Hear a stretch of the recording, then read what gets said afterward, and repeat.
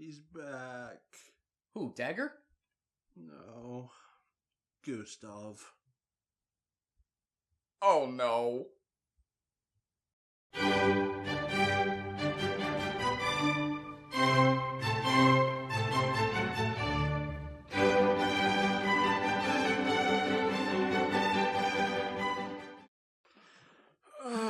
Well, the moment I hear Gustav, I cringe. Anytime I hear that name, I cringe. Why? Because anytime he's featured on screen, stuff happens. And mind you, the first time we met him was in, what, season 1? Season 1, yeah, Gem of a Different Color. And mind you, it didn't help that he was bought off by Snotlout of all things. So, he's now back. Oh yeah, and the last... Yeah, and then he came back again in season 2 in, oh my god, I actually forget the name of that episode. The flight stuff. The flight stuff, yes! Yes, so, mind you, he was annoying in that one. Mm-hmm. And nice, well... More annoying. Yeah. He's a 16-year-old now. That doesn't help. Yeah, he hasn't grown at all, really. Wait. No. He has... Oh, he's physically aged, but no, I'm talking like attitude-wise, yes. Mature-wise. He's not grown at all. No. He's still causing destruction. He looks with his hands, not with his eyes. So, and but we now see the interior of the Dragon Outpost, the Dragon's Edge. It's now kind of completed. And one thing I like is that Hiccup designed a whole bunch of tail fins for Toothless. Not just the, standard red and white one that we've seen. Yeah, though my favorite one was destroyed. Which one was that? The green one. Oh, the green one. Well, okay, so let's start this off. Everyone... So, what was it? Hiccup is looking through the lenses? Yeah, through the lenses, because... Is the weird... Because the Dragon's Eye now, I think after it's been unlocked, has like this weird... It's a kaleidoscope to me. Kaleidoscope. Essentially. So he's like pretty much circling through all the different filters. And combining different dragons, like a Night Fury and a Monstrous Nightmare symbols. I guess. So, he's in the middle of experimentation when... Gustaf comes in. Surprise. Yeah. And so, we have a dilemma. Gustaf wants to be a dragon rider. Yeah, he says that he's ready now. He's been promised. Mm-hmm. Well, I would be kind of like that too if shoveling dragon dung for 2 years. Mm-hmm. But, so, pretty much, Hiccup asks everyone else to babysit Mr. Gustav. Now, remember in the last vlog how I said that it would have been funny if Fish Legs kind of acted that way if it was like a dream sequence just for like a 30-second one? Yeah. Yeah, well, we kind of get that in this episode. We have a habit of foreshadowing a lot of stuff. I know, we do that. We can write TV. Yes. But yeah, 30 seconds, we get a dream sequence. We get Gustav's POV of like Astrid just fawning over him. Oh. And oh my god, is it hilarious. Well, hey, 16-year-old with hormones. Uh-huh. Mm-hmm. Always going after the older girl. Oh yeah. Now, mind you, he's supposed to throw barrels for Stormfly. Especially when Astrid gives the signal, throw! But he's mind you, Fanghook is also smitten. Really? Yeah, he looks at Stormfly and he's like... I thought I did see that. I guess I wanted to deny that. I don't think there's no denying that kind of gesture. No, so Astrid says throw. He doesn't throw the barrel, so Stormfly shoots her quills at Gustav. But in kind of, in showing more of Astrid's, badassness, she actually stops the quills with 4 quills with her axe before they even hit. Okay, Thawfest, you showed us how bad she was hatchet throwing. Mm-hmm. Bullshit! But in true dreamy fashion. She jumps towards him with wide open arms. Oh, he sees that. Well, yeah, he sees that. Really, but she just falls on him and tackles him to the ground. So yeah, they like pass Gustaf off to the other It's writers. hot potato at this point. Pretty much, yeah. And so Gustaf is trying to learn the ways of the Zen. Although I kind of like Fang hooks. You see how difficult it is? Fang Hook is actually pretty adorable. He is. I kind of do love the animations, like, and the facial look on his facial reactions to when he goes, "Oh crap, I burned a tree." He tries to blow it out, but breathes more fire. I kind of like that. He's more adorable than Hook Fang.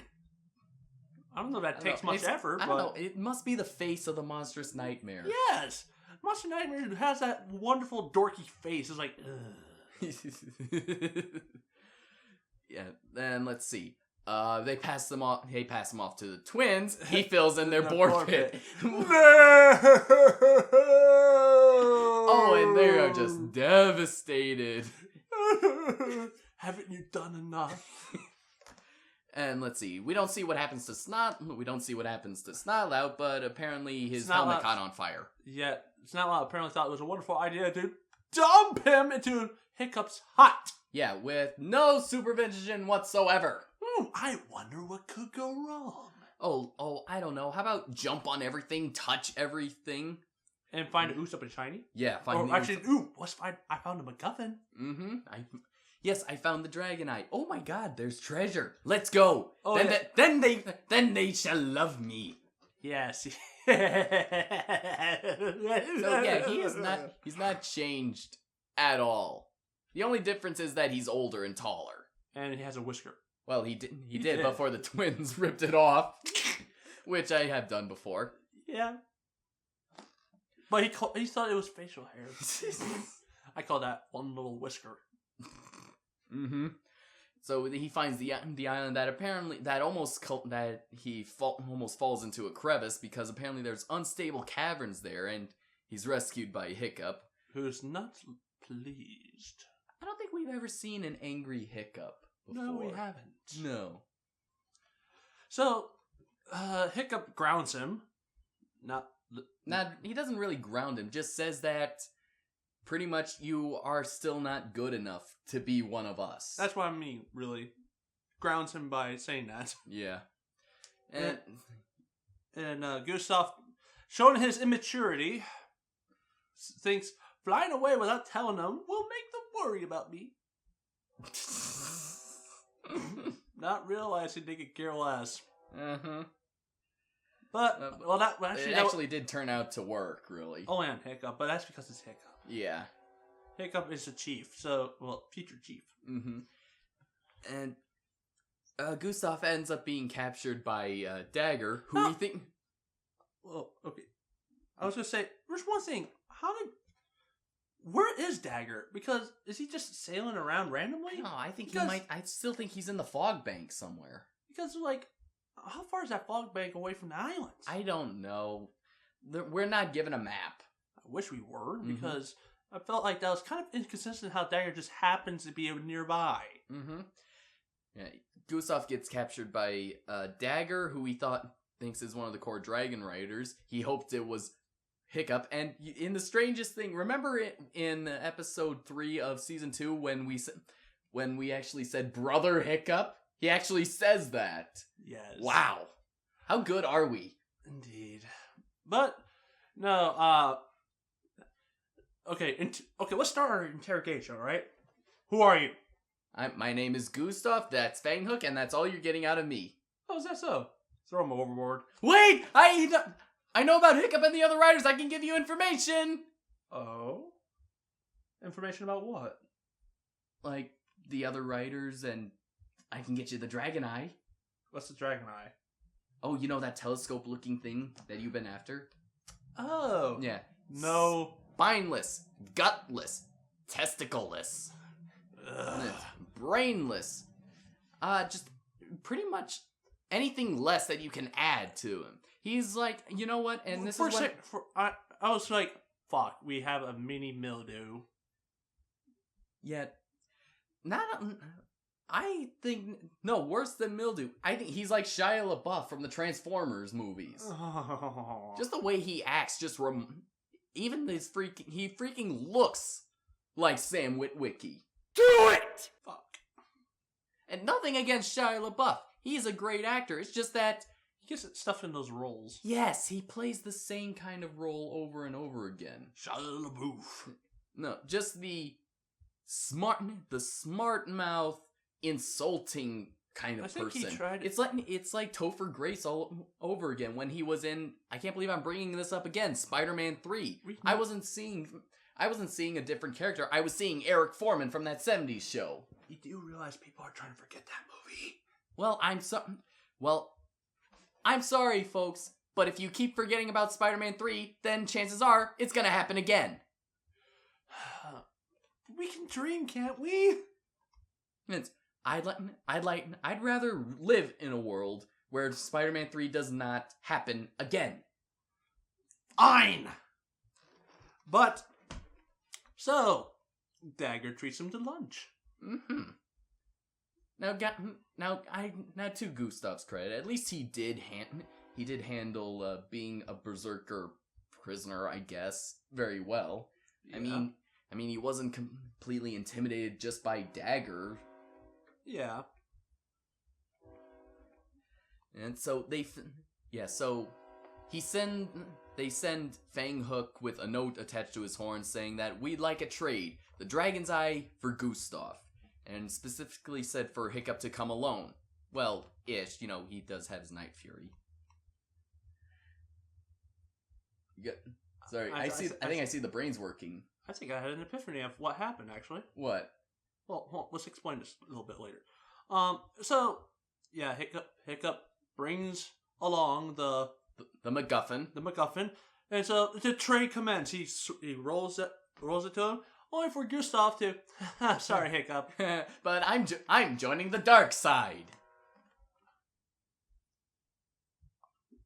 No.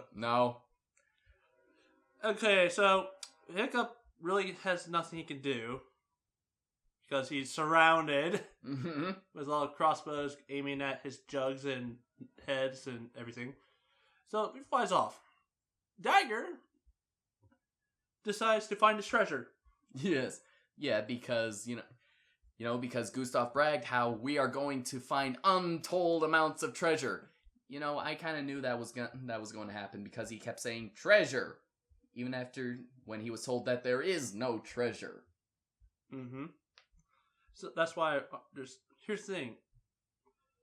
When he gets to the island, he convinces Dagur to keep his men behind. What's the greatest quote ever? He reaches one intermediary of ham. Yeah, but it's strange that you shouldn't go down in hamminess. You should rise. So really, okay. But then again, it's levels. You go up and down. Okay, yeah. Savage asks, why? And Dagur goes, let's see, I don't know. Maybe because I said so! And the moment I heard that, I was... Because it reminded me of a movie called The Professional with Gary Oldman, by the way. The quote that everyone talks about. The one where he goes, Everyone! Oh my god. Yeah, that was totally Gary Oldman right there. But the thing is that in our levels of hamminess, in the intermediaries, Gary Oldman is between Jim Carrey and Samuel L. Jackson. Because he still makes it be cool. Yes. Somehow. It's kind of cool. Well, depending on his role, really. Yeah, but most of the times it's just cool. Okay. Like, for example, he somehow made being a hammy villain cool. How so? Fifth Element? Oh, yes, God, I love that one. You cannot deny that was ham cool. I know, I didn't even know that was Gary Oldman. I know. Then we have Lost in Space. Alright, but getting back on track. Alright, so Gustav leads him into the caverns and, blinds him with the MacGuffin because he did that to himself earlier in the episode. Which is another good thing, is that at least they're going back to the whole thing about show, don't tell, which happens a lot in the first movie. Now, the reason why I think I told you about my epiphany is, we don't really, was it Dagur that wrote the note or Gustav? Don't know. Because if it was Gustav, he could have written what the plan was. You know, saying what he's telling the situation and all that good stuff. I don't know. Or maybe, I don't know. I just like to think that that Hiccup figured out where Gustaf was going because he kept saying treasure. Yeah. That's why I think there's two possibilities on that one. Mm-hmm. So yeah, the cave is collapsing and Dagur drops the dragon's eye and Gustaf dives for it, really. Yeah. And, no, they save him. They manage to pull up in time. Mm-hmm. And, surprise, there is a treasure. Mm-hmm. But it's not just any treasure. Another lens. Yes, a lens for the MacGuffin. My God, they're really creative with that MacGuffin. I know. Frickin', it feels like that episode again with Indiana Jones. Yeah, but I don't know why I can accept that one instead of most of the stuff in Hiccup as a buff man. Yeah. I don't know. Like, I can accept Hiccup actually designing a flight suit, a flaming sword, an auto tail, or just a prosthetic tail for Toothless. Even this dragon's eye thing, I can accept that for some reason. I don't know why. But, so, they get back to the island. All is well. Gustav, Hiccup says, maybe you are good enough someday. I'll take someday. So, Gustav rides off, and Hiccup contemplates, Asher points out, we wouldn't have found this without Gustav. Should I tell him that? No! No. Even the twins join in. No. Which is rare. Yes. They actually had common sense. So, alright, gone Gustav, gone. Is there anything...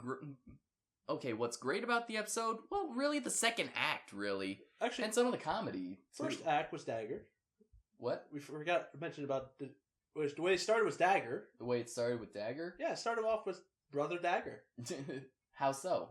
Didn't it start off with Dagur? I don't think so. No. Oh, wait, yes it did. Yes it did. Yeah. Okay. First half was really kind of annoying just because of Gustav, really, but it really kind of picked up in the second half. You know, and still, even in the first half, the comedy was pretty good. Yeah. So, it's not a complete waste of time. It's actually pretty good. It is. It's not like the last episode. Yeah, there's this actually moved the plot forward, kept things going, introduced something new. Whereas the last one was just a complete waste of time. It was like the Great Divide of Avatar. Yeah. So, yeah, really nothing left. A good episode, finally. Yeah, nothing really to add. Yeah, so I guess we'll wrap this vlog up, and we'll see you next time.